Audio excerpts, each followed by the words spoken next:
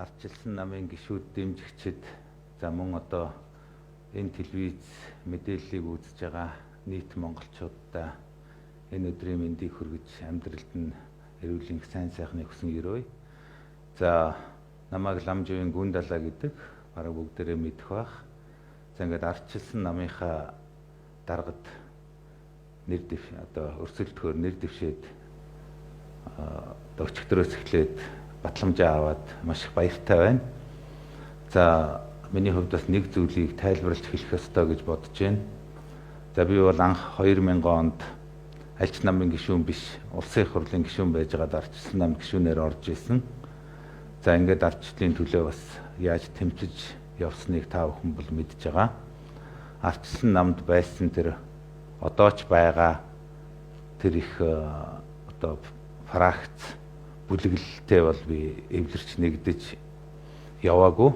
Тийм учраас ардчилсан намаасаа бас 2 ч удаа гарсан, 2 ч удаа эргэж одоо орсон.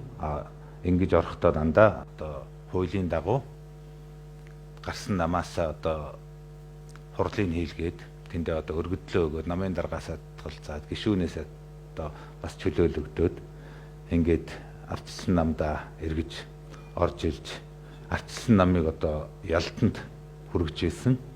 Анх би 2000 онд л одоо ардчилсан намд ороод тэгэл ардчилсан намын төлөө ардчлалын төлөө тэмцэж 2004 онд ардчилсан нам одоо нэг суудалтай байсан бол одоо 37 суудалтай болж ингэж бас ялж байлаа.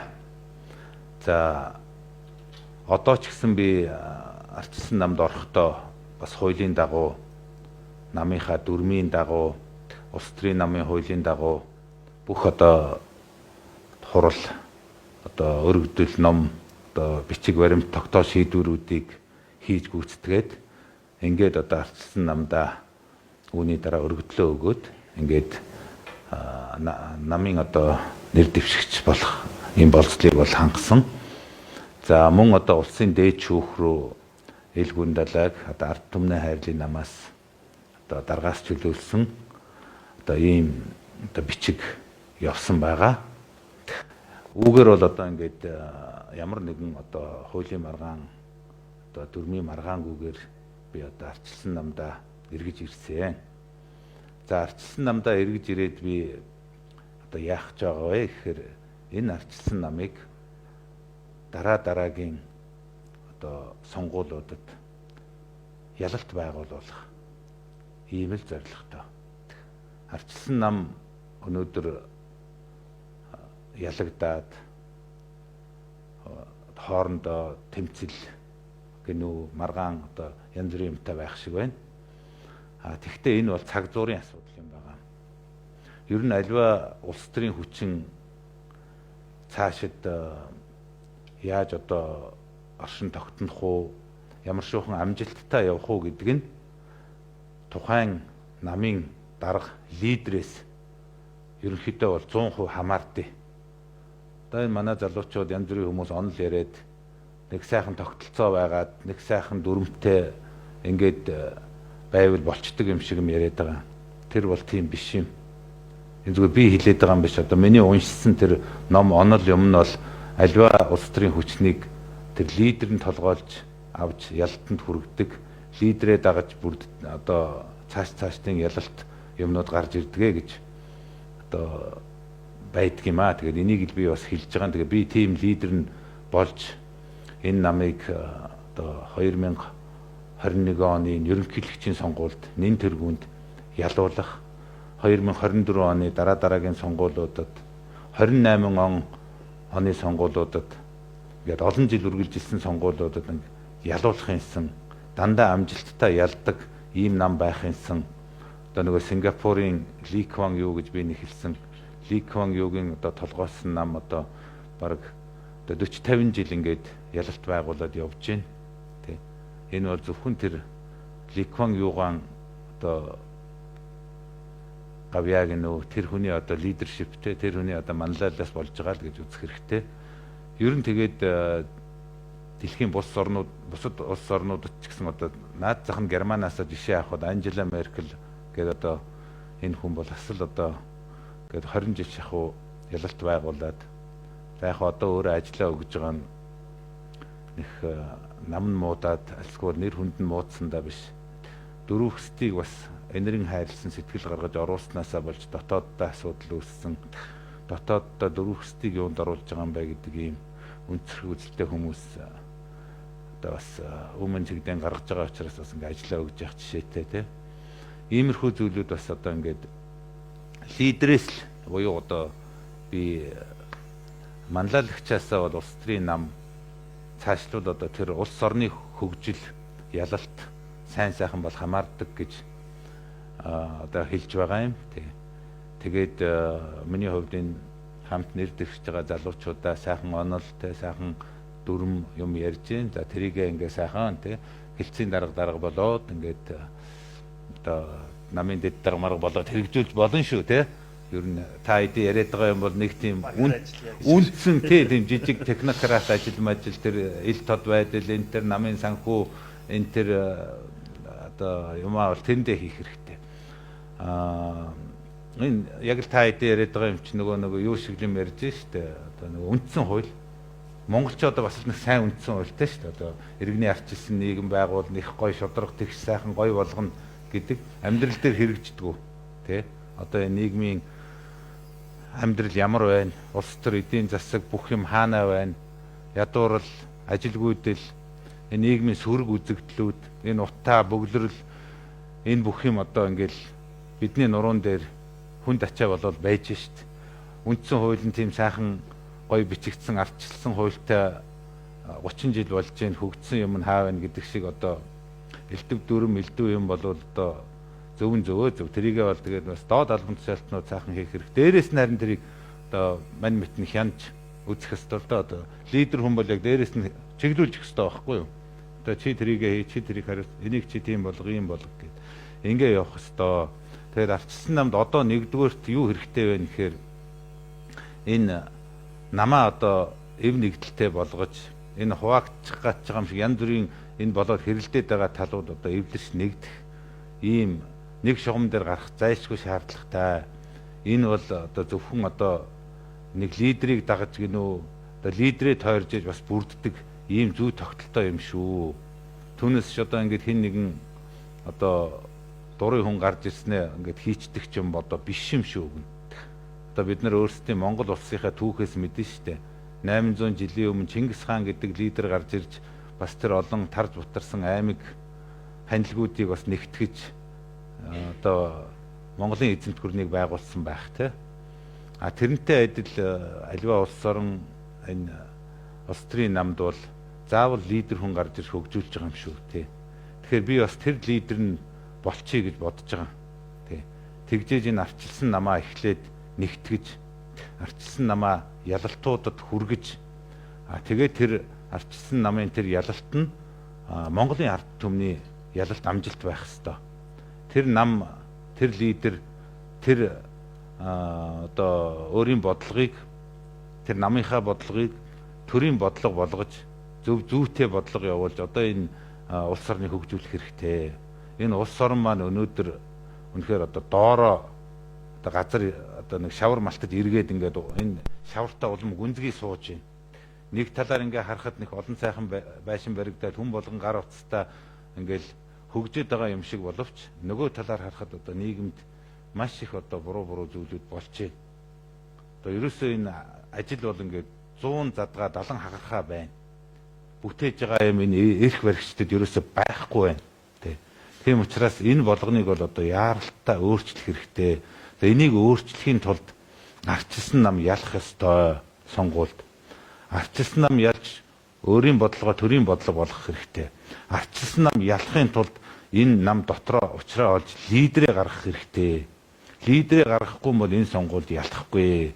Хэн нэгэн одоо аавын хүү ээжийн охин гэдэг ингээд гарч ирээд ингээд энэ ард түмний сэтгэл санаа саналыг аваад тэднийг одоо байлдан дагуулад ялна гэдэг бол тийм зүгээр энд ингээд шийдчихдэг ийм асуудал бас биш юм шүү те.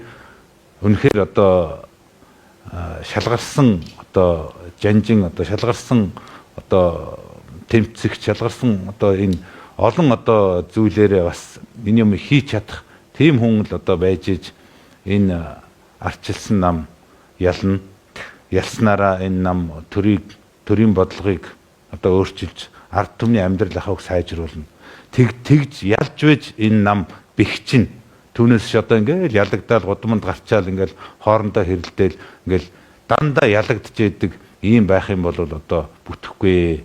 Тийм учраас өнөөдөр ардчилсан намд яаралтай хамгийн түрүүн зохион байгуулалтанд орж эвлэлдэн нэгдэж ялалтын нэг тугандор одоо орж тэгээд одоо энэ Монгол ардын нам гээд өнөөдөр төрийн эрхийг өчнөн олон жил энэ одоо ардчлалын 30 жилийн бараг 28-нд нь бараг 30-т гэж хэлж болно доо барьж байгаа ийм одоо улс төрийн мангас шиг хүчинтэй одоо тэмцэж ялж гарч ирж тэднийг одоо сөрөг хүчин болгож байранд нь тавьж тэдний хийж чадахгүй байгаа тэр өөрчлөлт шинжилэлт энэ бүх юмнуудыг хийх ёстой юм байгаа юм штэ.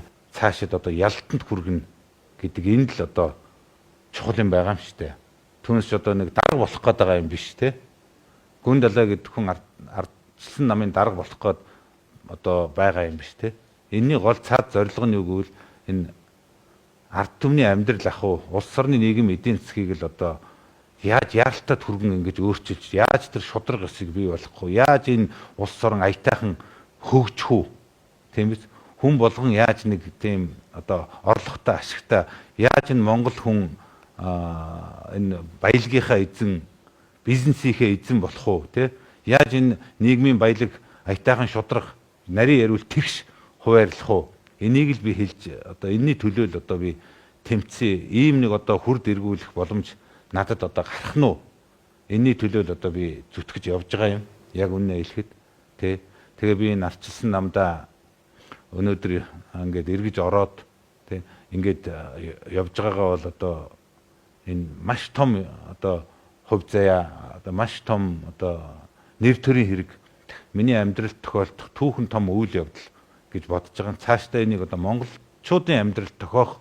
түүхэн том үйл явдал болгож өөрчлөх одоо ямар боломж байна гэдгийг л би одоо бас харж байна. Түүнээс ч одоо юу гэдгийг би бас 2 3 удаа гарч жижиг нам байгуулж ингээд явсан. Болохгүй бүтэхгүй юм байна лээ тий. Тэгээд одоо ардчилсан нам бол энэ Монголын одоо 2 дахь ч гинөө одоо тий адилхан юм том улс төрийн хүчин. Тэгэхээр энэ одоо ардчилсан намыг дэмжих гэж байгаа, дэмжиж байгаа өчнөөн олон одоо Монголын ард түмэн жирийн иргэд байгаа юм. Тий. Энийг бол би сэтгэл зүрхээрээ мэдэрсэн. Маш олон хүмүүс, залуучууд, бүсгүйчүүд тий ахмад настай хүмүүс хэлдэг. Энэ Монголын ардчилсан намыг нэг аятайхан болгох юмсан. Эднэр нэг аятайхан хөгжөөд гарч ирээд уг нь зөв зүйтэй юм хийгээд яваасаа гэж би их хүсдیں۔ Даан ч эднэр хоорондоо уулзраа олохгүй засгалж чадахгүй ингээд нэг яваад ах юмаа гэд. Тэгэхээр энийг бол би мэдэрсэ. Тэгэхээр би энэ байдлыг төгсгөл болгож энэ Монголын ардчил Монголын ардчилсан намыг одоо энэ тэр олон одоо пракц бүлэглэл тэр тэмцэл энэ бүх юмнаас нь салгая. Тэгээд цаашдаа одоо нэгдсэн фронтоор одоо улс их орныхоо төлөө ялтын төлөө ингээд хамтдаа явъя гэсэн одоо ийм бодлоор одоо ардчилсан намын даргад одоо нэр дэвшээд байгаамаа. Ийм боломж болцоо бол байгаа. Тийм учраас би үүнд итгэж одоо өөртөө нөгөө Монголын ирээдүйд итгэж Монголыг сайн сайхан болгоно гэж энэ намын одоо даргад өрсөлдөж байгаамаа. За ер нь тэгээд түрүүний хэлсэн шиг энэ намыг ингээд авчаавна гэдэг бол зөвхөн лидер хүний л хийдэг ажил байдгийн шүү гэдгийг бас дахиж хэлчмээр байна. Тэгээ тэр лидер нь одоо би болчихъя гэж бодоод өөрийнхөө биеийг одоо тоогоод яваад байгаа хүн шүү дээ би тий. Анхан шат, дунд шаттайгаа яаж ажиллах вэ гэдэг дээр санаа бодлоо хэлье. За нам бол ер нь төлөвшөж манайхан тэгж ярьдаг шүү дээ. Бэхжих ёстой. Тэхийн тулд энэ нам ялах ёстой юм байгаа юм шүү дээ. 96 онд 1996 онд одоо 25 жилийн өмнө одоо ардчилсан холбоо эвсэл сонгуульд ялж анх удаага одоо засгийн эрхийг авч За одоо их хурлд бол их олон алдаа дутагдал гарч ирсэн л дээ, хоорондоо хуваагдаал ингээл. Энэ бол яг нөгөө шин тий. Тэгээд төлөвшөж яхан амжаагүй боловсон хүчин багтаа бэхжээгүй юм байсантай холбоотой байх. За тэр 96 оны ялтаас хойш арчилсан нам ингээд засагт ингээд тодорхой хэмжээгээр ороод явсан. Орох тусамдаа одоо юу гэдгийг бас тухайн үеийн хууль журмын дагуу ингээд засаг солигдож одоо ажлын байр тий одоо албан тушаалуудаа солигдсон. За үүний дагуу ингээд арчилсан нам бас тодорхой хэмжээний одоо төрийн институт болтлоо одоо хөгжиж ингэж бэхжсэн бас нэлээд төлөвшсөн одоо 100 одоо 80 мянган гишүүнтэй болж бас нэг төрийн эрхийг нэг удаа альсгүй бол хэд хэдэн удаа хамтарсан ийм маягаар бас барьсаар одоо өнөөдрийг хүрлээ. Энэ бол их чухал юм байна. Хэрвээ нам ингээд ерөөсөө ялахгүй л байгаад ах юм бол энэ нам бэхжиж ерөөсөө чадахгүй юм. Аливаа намын одоо гол зорилго бол ерөөсөө ялах байхгүй юу? Ялах, дахин ялах.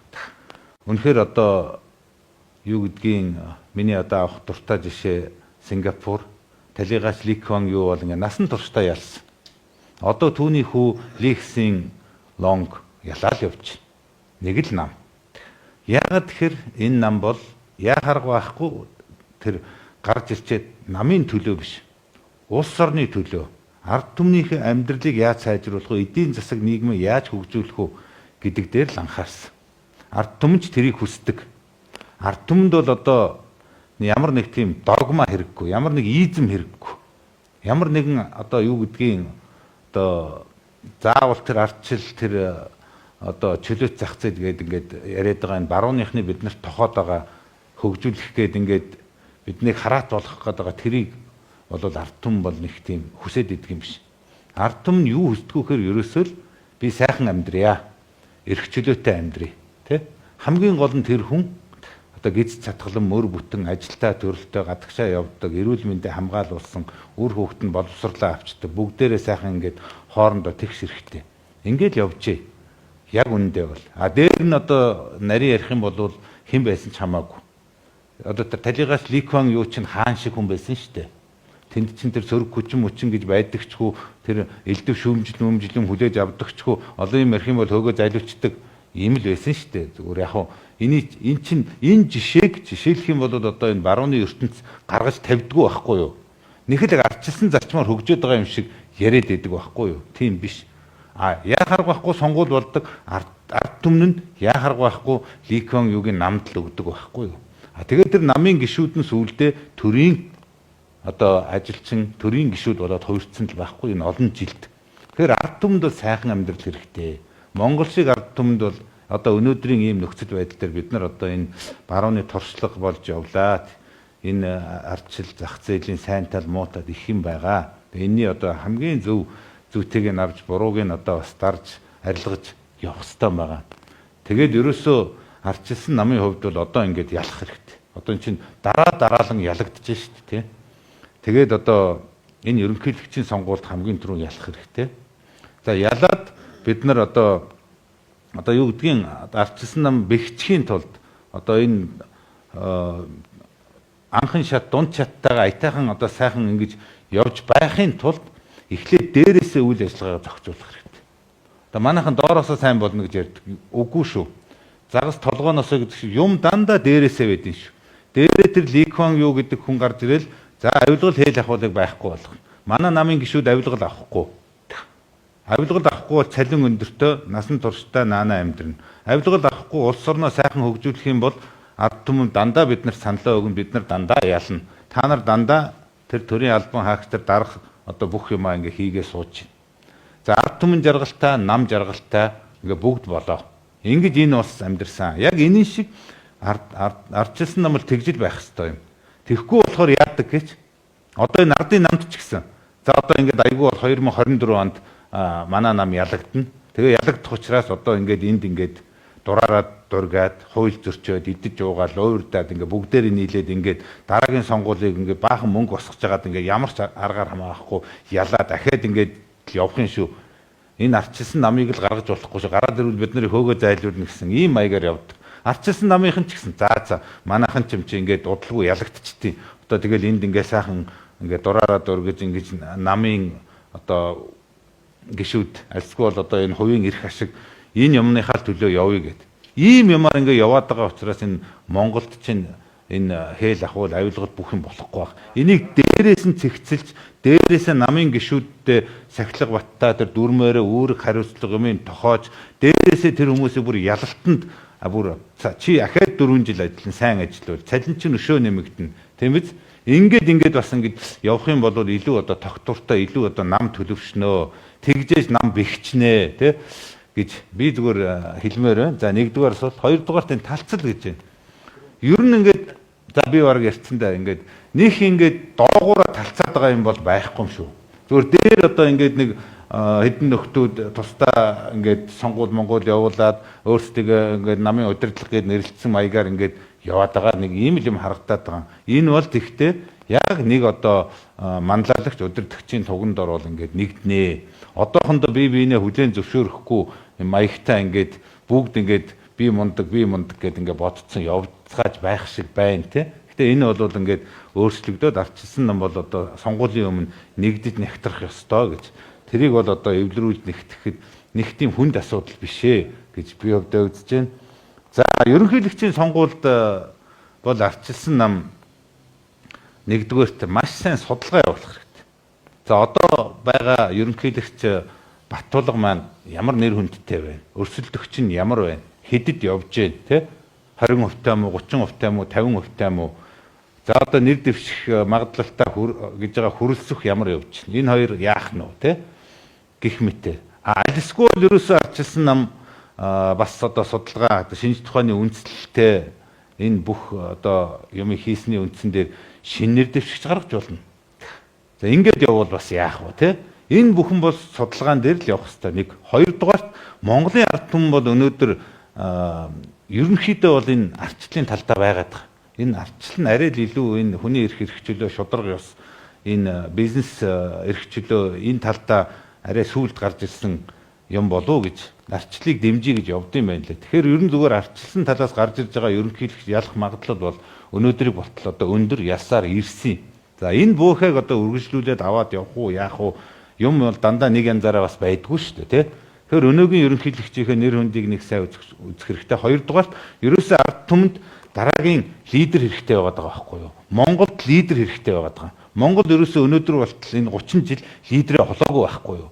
Хэрвээ олцсон байсан бол тэр нь Монголын Ликван юу болчих байсан байхгүй юу? Даанч тийм лидер гарч ирээгүй. Гарч ирсэн бүх ерөнхий сайд нар нь, бүх ерөнхийлөгч нар нь яг үнэндээ бол энэ ард түмнийхээ итгэл, сэтгэл зүрхийг авч чадаагүй байхгүй юу? Тэгж ажиллаж, тэгж юм бүтээж, тэрний төлөө зүтгэж нойр хоолгүй яваагүй байхгүй юу? Тэрнийхээ шанг бүгдээрээ л хүртсэн байхгүй юу? Тэ? Тийм учраас одоо яг монголчууд бол яг одоо юу гэдгийг лидер, тэ удирдагч, манлайлагчийнхаа эрэлт байгаа л гэж би бодож байна. За баярлалаа.